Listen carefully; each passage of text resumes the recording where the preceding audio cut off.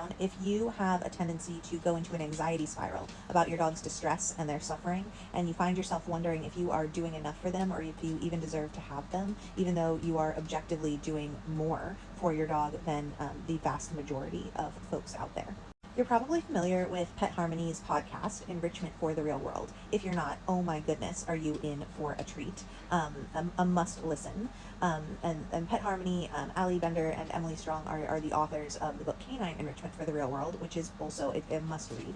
But my point is that they have a new podcast episode, and I haven't listened to it yet, but I couldn't wait to make this video. It is all about this topic of those anxiety spirals. And this is something that I experience. This is something that so many of my clients experience. And I really suspect that this is something that is not exclusive to, but probably more common for people with neurodivergent brains. I certainly see, when I get into these spirals, I certainly see pieces of like my OCD, my anxiety, my PTSD, my autism, my ADHD, honestly, all of it.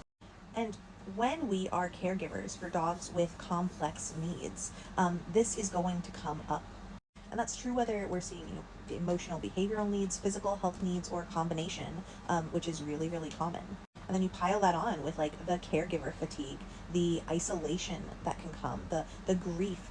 This can be such emotionally heavy work. And it presents us with this opportunity to do the work. And I'm curious to hear if you experience these types of anxiety spirals. And if you do, how do you navigate them? Hi, Bob. I'm curious what Shadow wants to participate.